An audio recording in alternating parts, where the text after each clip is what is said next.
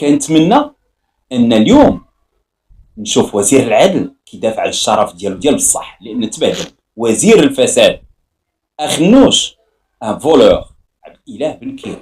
يلا ديوه للمحكمه وسجنوه والحراسه النظريه ودردقوا عليه كما درت، ماشي دردقتو كما عفتو عليا، حقرتو عليا. هنا هادشي اللي بغيناكم ديروا وتبينوا لينا الشراسه ديالكم، ماشي تحقروا عليا وتحقروا على المهداوي، لا الشراسه ديال وريونا شنو علاش كدير. كتعرفوا هذا القانون الجنائي اللي دابا كيوجدوا فيه وكيديروا التسخينات غادي يدوز، لان الغلط الكبير في بلادنا ما كنمشيوش نصوتوا، ما كنتيقوش في الاحزاب السياسيه وغيرها. القانون الجنائي عنده الاغلبيه في البرلمان، يعني كاع داكشي غيدوز في البرلمان غير بيناتهم منا والينا وغيدوزوه بخير وعلى خير، عنده الاغلبيه المطلقه. يدوي بوانو ولا يدوي اوزين ولا هذا ما مسوقينش لهم، غادي يخليهم يدويو ربع ساعه ديالهم يبينوا راه الديمقراطيه، ولكن غادي يدوز. هذا القانون الجنائي كيضرب في كل الخطابات وكل الجهود الملكيه. كتعرفوا واحد القضيه، جلاله الملك شحال من واحد بهدلو، شحال من واحد جرتلو في الفيديوهات، ياك شحال من واحد انتقدو، واش دخل شي واحد للحبس، واش دار شي حاجه ماشي هي هذيك، ووصل شوفوا القمه ديال المسؤوليه، القمه ديال التسامح، القمه ديال القلب الكبير. وهادو غنسميها بان القلب الكبير، التربيه، ولاد الاصل، ولد الاصل، وصل انك يقول ما نتابعهمش، واحد تسبك ما نتابعوش، نساه، خليه الضمير ديالو غادي يأنبو. كيفاش يعقل واحد سب الملك وما كيدير معاه حتى واحد؟ انتقدتو وزير العدل، هذا غا وزير، انتقاد بناء ومسؤول، ودخلوني للحبس وحكمت ب4 سنين. كيفاش يعقل؟ دابا اللي قلتيها ليه ما غادي، واخا تحاول تفهم ما غاديش تفهم. شكون اللي اسمى؟ شكون اللي كبر؟ شكون اللي الكبير؟ والله الملك. جبنا الوزير العدل، الملك ملي كيتلاقى مع المواطنين الضحكه وصلت لودنيه، وكيشوف شي واحد ذوي الاحتياجات الخاصه وينزل عنده ويبوس ليه راسو. الملك يبوس راسو، الملك يبوس اليد ديال شي واحد عنده شي اعاقه خاصه مريض هذا، ويمشي ويدير. ويجينا وزير، هذا غا وزير راه والو، وزير والتخنزير والعجرفه، عبد الله يهديك، عبد الله يهديك، راه غدا القبر، راه غدا عندك مترو اللي غدي معاك. اش غادي دير لا انت ولا ولادك غدا في الشارع؟ اش غادي تقول لهم؟ اش غادي تقول للمواطنين اللي غدا ما تبقاش وزير؟ كيفاش كتشوف؟ سبحان الله. المهم لما كدوي على المجتمع المدني، كتعرف جلالة الملك في الخطابات ديالو والجهود اللي كيدير يدعو الى تأسيس مجتمع مدني قوي في المغرب، يدعو الى تأسيس مجتمع مدني قوي في المغرب. وانت باغي تسكت هذا المجتمع المدني. انت يا وزير العدل ورئيس الحكومه، لان هذا خطه ديالكم كاملين، ماشي ما اخترعتيهاش من راسك. الجمعيات ديال حمايه المال العام كتقول بان كيمارسوا الابتزاز، ناخذوا 10 ديال الجمعيات غيكونوا جوج كيمارسوا الابتزاز، وكاين 8 معقولين، وكاينين جمعيات اللي هي معقوله وكبيره وخدامه ولا تمارس الابتزاز ولا كتشوه ولا كدير شي حاجه. علاش ماشي من حقها الا شافت الفساد ولا عندها ملفات ما تحطش شكايه بالمسؤولين؟ علاش؟ لان بغيتو تحميو راسكم، لا غير، بغيتو تحميو راسكم وتحموا الفساد. هاد الجمعيات كيفاش يعقل ما يمكنش ليها تترافع؟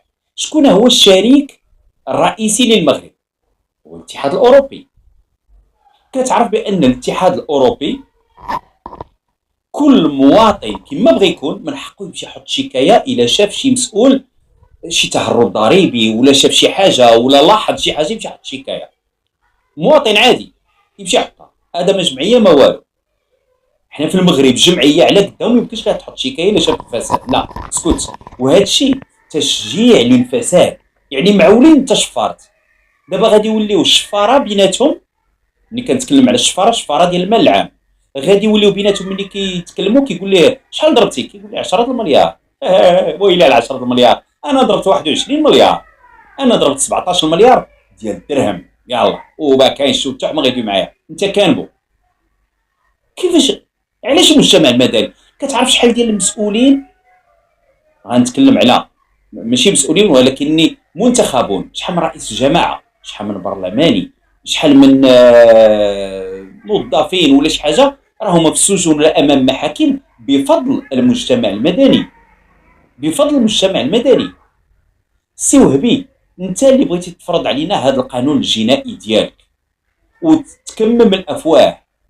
كتعرف بان هذا القانون كيمكن، وهذه راه كنقولها لكم ايها المواطنين، كيمكن لاي مواطن مغربي وكيمكن للجمعيات يراسلوا الامم المتحده قسم محاربه الفساد ويوضعوا لي هذا القانون ويقولوا لهم ما رايكم، ما رايكم.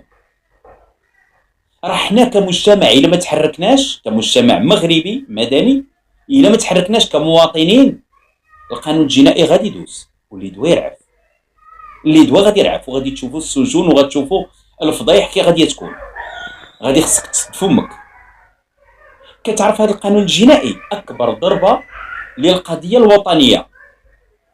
المغرب، بوريطه الخارجيه، الدبلوماسيه الملكيه، حناجرهم خرجات. المغرب دار تنازلات قداش هي من اجل الوحده الترابيه، وكيحاول يقنع المنتظم الدولي بجديه الحكم الذاتي. كيفاش اليوم غادي نقنع المنتظم الدولي بالحكم الذاتي وانا كنقمع المجتمع المدني كنقتلو؟ انا وزير وهبي، انا الحكومه ديال اخنوش بغيت مجتمع ديال مدني ديال المهرجانات، بغيت مجتمع مدني ديال التفاهات، بغيت مجتمع مدني ديال المثليين، بغيت مجتمع مدني ديال كل ما كيقيس اعراض الناس، بغيت مجتمع مدني اللي غادي يكون فيه المعاطيه، بغيت صحافه ديال التشهير، هذا هو المغرب اللي كيشوفوه وزير العدل ورئيس الحكومه ديال غدا. واش عرفتي هذا الارث اللي غادي تورثو لمولاي الحسن والله يطول العمر لجلاله الملك محمد السادس؟ كارثه. عند راسكم بغيتو تخدموا الملكيه وتخدموا هذه البلاد وكتخرجوا عليها. عرفتي شحال غيتراجع المغرب في المؤشرات العالميه لمختلف القطاعات بهذا القانون الجنائي اللي ما ندويش، ما تسكت، هذا سير الحبس دير ليه سكتو؟ حتى لفين غنبقاو غاديين حنا بهذه المصائب بحال هكا؟ وحتى لفين الشعب المغربي غادي يبقى ساكت؟ ملي كنقول ساكت، حتى الا غتكون شي حاجه كنقولها ديما، ثوره مواطنه، كل واحد في القطاع ديالو وينوض يدير. وناخذ المثال ديال اسبانيول، طبقه سياسيه خاصنا تشبيبها وتجديدها. يا سيدي يكون حتى شي واحد عنده 70 عام ما عنديش مشكل معاه، ملي كنقول تشبيب يقدر يكون شاب وطالع فاسد، ولكن تجديد. بغينا ناس كيبغيو هاد البلاد، بغينا نكران الذات في السياسه، وبغينا ربط المسؤوليه بالمحاسبه.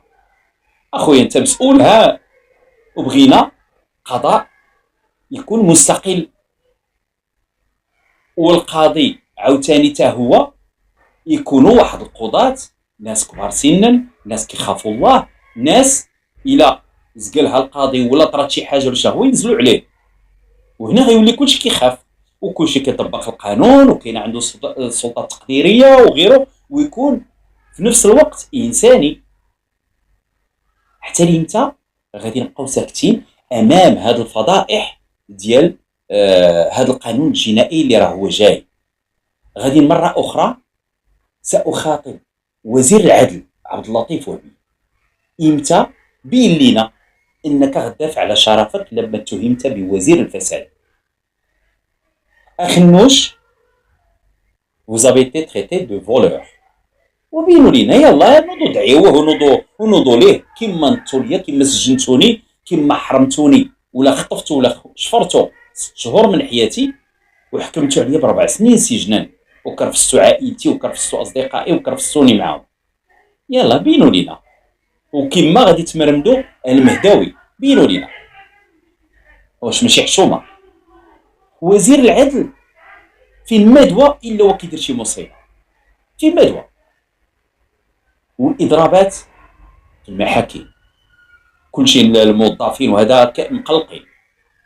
ملي كدوي مع المحامي كيقول لك هذا الشيء اللي دار وزير العدل راه كارثه، راه هذا الشيء غادي يرجع بالمساوئ على المواطنين. وهذا راه كاين واحد السجواب غنديرها مع واحد المحامي وغادي تسمعوا المخاطر اللي كتسنانا هادشي كله. وراه بزاف ديال الحوايج وبزاف داكشي خطير. وبزياده على هادشي هو التخنزير، هو كيفاش يخاطب الشعب المغربي، كيفاش يتوعدون بالسجن، كيقول لك التشديد والسجن. هذا كان محامي، هذا كان وزير، سمحوا لي كان امين عام حزب، هذا كان من الشعب. زعما شوفوا معايا هذا الفيديو. الشعب هذا واش ماشي من حقه يتخاور معاكم؟ واش من حقه تسولوه؟ واش الوسائط الاجتماعيه شي غير في الزنقه؟ سمح لي السيد الوزير، راه كنعيشوا واحد الواقع مر. هو عندنا الحكومه ديالكم ما كتعرفش تجاوب على حقوق الناس، فقط تشتموهم.